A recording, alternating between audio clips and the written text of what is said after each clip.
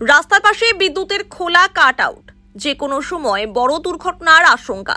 ফুলবাড়ির ২ নম্বর গ্রাম পঞ্চায়েত এলাকার ক্যানেল রোড থেকে পুটিমারি যাওয়ার রাস্তায় দীর্ঘদিন ধরে বিপজ্জনকভাবে পড়ে রয়েছে ইলেকট্রিক ট্রান্সফরমারের খোলা কাট আউটগুলি।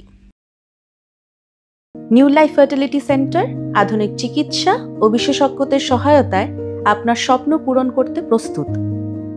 নতুন জীবনের স্বপ্ন সত্যি করতে আজই যোগাযোগ করুন। নতুন জীবনের সূচনা এখানেই। Cancer isn't the end. With the right care, it can be the start of a new beginning.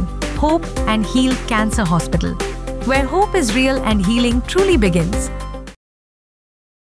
এই রাস্তায় প্রতিদিন হাজার হাজার পথচারী, স্কুল পড়ুয়া ও গবাদি পশু চলাচল করে। ট্রান্সফরমারের গা ঘেঁষেই যেতে হয় তাদের, ফলে যে কোনো সময় ঘটে যেতে পারে বড়সড় দুর্ঘটনা, এমনই আশঙ্কায় ভুগছেন এলাকাবাসী।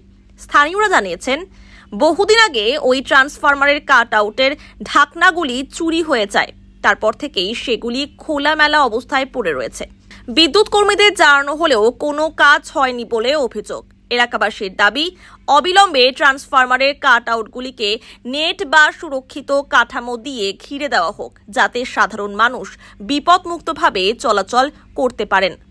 কোনো বড় দুর্ঘটনা ঘটার আগেই যেন ব্যবস্থা নেওয়া হয়, এই কারণে প্রশাসন এবং বিদ্যুৎ দপ্তরের দৃষ্টি আকর্ষণ করছেন তারা। অনেক সবসময় তো আমাদের এদিকে আবার গরু বাছুর সবসময় এই জায়গাতেই থাকে, বিপজ্জনক, খুবই বিপজ্জনক। এটা যদি মনে করো প্রশাসন একটু দেখে তাহলে খুবই ভালো হয়, কারণ আমাদের সবসময় গরু এখানে থাকে, তার মধ্যে এই রোদ্রের সময় এই ফ্যাক্টরির পাশেই গরুগুলো সব থাকে। যদি প্রশাসন এই দিকটাতে একটু নজর দেয় তাহলে খুব ভালো হয়। রাস্তার পাশে, একদম রাস্তার উপরে এটা রাঙালি ভিটা ক্যানাল মোড় আগে ছিল, তারপরে এখান থেকে চুরি হয়ে গেছে।